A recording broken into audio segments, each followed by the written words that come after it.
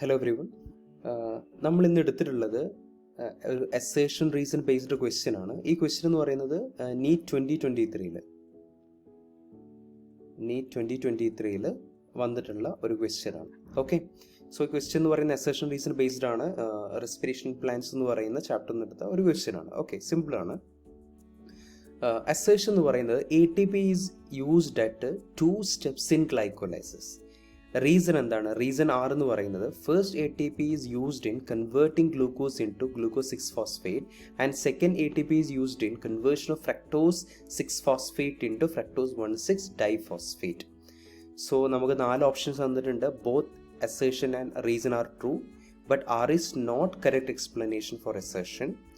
Then option 4 is both are true and R is the correct explanation for assertion. Option 2, assertion is true but reason is false.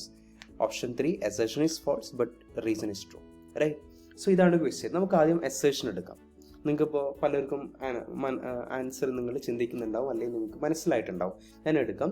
Assertion എന്ന് പറയുന്നത് ATP is used at 2 steps in glycolysis.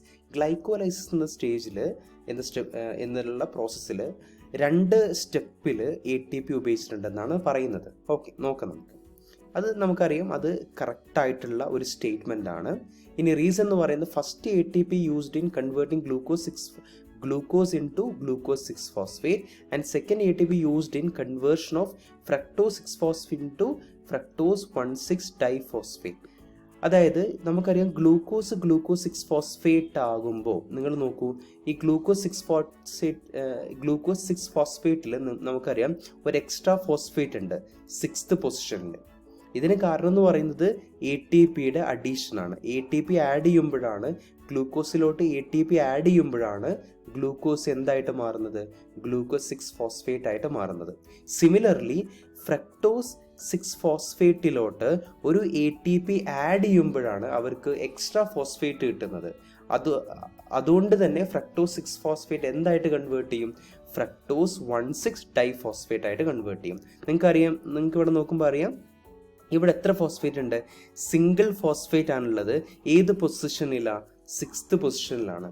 എന്നാൽ next compound എന്ന് പറയുന്നത് ഇവിടെ 2 phosphate ഉണ്ട്, diphosphate ആണ്. ഏതൊക്കെ പൊസിഷനിലാണ്? First പൊസിഷനിലും 6th പൊസിഷനിലും. So ഈ സ്റ്റെപ്പിൽ എന്ത് ചെയ്യുന്നുണ്ട്? ATP ആഡ് ചെയ്യപ്പെടുന്നുണ്ട്. ഓക്കെ, സോ ഈ സ്റ്റേറ്റ്മെന്റ് എന്താണ്? കറക്റ്റാണ്. ഇനി so both are correct only. So നമുക്ക് ഓപ്ഷൻ 2ഉം ഓപ്ഷൻ 3യും ക്യാൻസൽ ചെയ്യാം. ഇനി A ആണോ അതോ 4 ആണോ? 1 ആണോ 4 ആണോ ആൻസർ?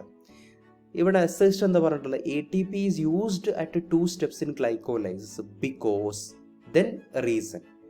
ഇവിടെ ഒരു ATP യൂസ് ചെയ്തു, ഇവിടെ ഒരു ATP യൂസ് ചെയ്യുന്നു. അതുകൊണ്ടാണ് നമ്മൾ എന്ത് പറയുന്നത്? ഗ്ലൈക്കോലൈസിസിൽ 2 സ്റ്റെപ്പിൽ ATP ഉപയോഗിക്കുന്നുണ്ട് എന്നുള്ളത്.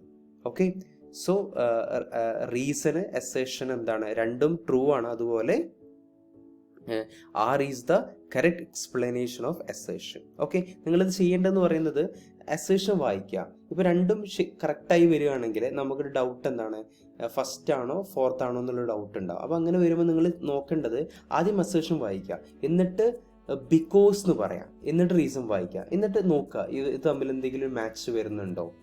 അല്ലെങ്കിൽ പിന്നെ നിങ്ങൾ വായിക്കുക അസേഷൻ എന്ന് വായിച്ചിട്ട് പിന്നെ നോട്ട് ബിക്കോസ് എന്ന് മനസ്സിലൊന്ന് വിചാരിച്ചിട്ട് റീസൺ വായിക്കാം. അപ്പോൾ ഈ 2 കാര്യങ്ങൾ ചെയ്യുമ്പോൾ നിങ്ങൾക്ക് കിട്ടും ഏതാണ് ഇത് ഒരു റീസൺ ആണോ അല്ലയോ എന്നുള്ള ഒരു പോയിന്റ് നിങ്ങൾക്ക് കണക്ട് ചെയ്യാൻ പറ്റും. ഓക്കെ, അത് നിങ്ങൾ ഡെവലപ്പ് ചെയ്യേണ്ട ഒരു സ്കില്ലാണ്. സോ ഇവിടെ ആൻസർ എന്തായിരിക്കും? ഓപ്ഷൻ 4 ആയിരിക്കും. ഓക്കെ, സോ നിങ്ങൾക്ക് ഈ ക്വസ്റ്റ്യൻ ചെയ്യാൻ വേണ്ട ഒരു സംഭവം എന്ന് പറയുന്നത് നിങ്ങൾക്ക് ഗ്ലൈക്കോലൈസിസ് എന്ന് പറയുന്നത് എന്ന് എല്ലാ സ്റ്റെപ്പും നിങ്ങൾക്ക് കൃത്യമായിട്ട് മനസ്സിലായിരിക്കണം. അത് നമ്മുടെ ഈ ചാനലിന് അപ്ലോഡ് ചെയ്തിട്ടുണ്ട്. സോ നിങ്ങൾക്ക് പോയിട്ട് അത് വാച്ച് ചെയ്യാം. ഗ്ലൈക്കോലൈസിസ് നീറ്റ് ചെയ്യുമെൻ്റർ എന്ന് ജസ്റ്റ് ഒന്ന് യൂട്യൂബിൽ അടിച്ചാൽ മതി. Okay, so all the very best. ഇനി എന്തെങ്കിലും നിങ്ങൾക്ക് ഡൗട്ട് ഉണ്ടെങ്കിൽ കമൻറ്റ് ചെയ്യാം. അതുപോലെ നിങ്ങൾക്ക് ഏതെങ്കിലും ടൈപ്പ് ഓഫ് വീഡിയോസ് വേണമെങ്കിൽ നിങ്ങൾ കമൻറ്റ് ചെയ്യാം.